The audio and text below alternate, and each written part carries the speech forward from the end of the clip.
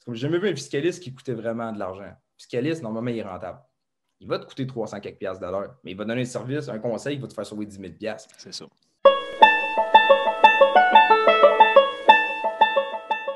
Moi, c'est sûr, mon conseil, c'est toujours aller chercher de l'aide.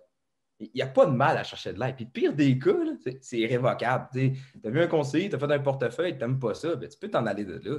Il n'y en a pas de problème. Va chercher des conseils, va chercher de l'aide. Outille-toi, puis tu feras ce que tu veux de ces outils-là par après.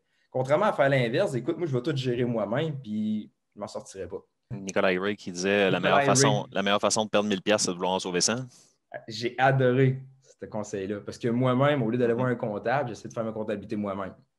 Mais les heures que j'ai passées là-dessus, j'aurais pu les donner à quelqu'un d'autre qui gère ça mieux que moi, puis les faire, puis éviter des erreurs. Parce que moi, j'ai peut-être perdu des factures, puis je ne connaissais pas ces affaires-là. J'ai fait la même chose. Hein. Moi aussi, j'ai essayé de faire mon propre rapport d'impôt une année en me disant je suis capable, ça, des chiffres faciles. Ultimement, je trouvais que c'était un peu bizarre comme résultat. Puis quand j'ai refait faire par un comptable, j'ai repayé 80 pour le faire faire. Puis j'avais une différence de quelque chose comme 800 à la fin.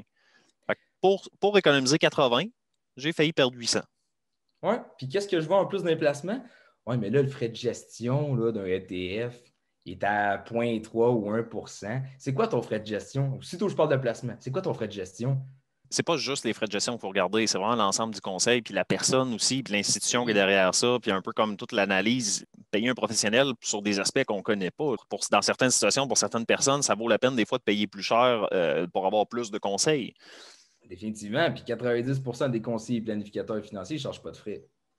Parce qu'ils sont rémunérés à même des services qu'ils font. Fait que, on fait un transfert de placement, on est payé. On fait des assurances, on est payé. Fait que, ultimement, on se dit, on va être payé d'une manière ou d'une autre. Fait que, je ne chargerai pas de frais aux clients. Puis le but, c'est aider du monde. C'est pas leur coûter une fortune. C'est comme j'ai jamais vu un fiscaliste qui coûtait vraiment de l'argent. Le fiscaliste, normalement, il est rentable. Il va te coûter 300 quelques piastres de l'heure, mais il va donner un service, un conseil, il va te faire sauver 10 000 piastres. C'est ça. Ceux, certains, aller chercher de l'aide, c'est pas négatif, c'est pas une défaite, c'est pas rien de pénalisant pour sa propre personne. C'est juste intelligent, puis c'est juste rentable. C'est rentable à tous les points, autant au niveau de son développement personnel, de l'aide qu'on va aller chercher, autant qu'au niveau financier.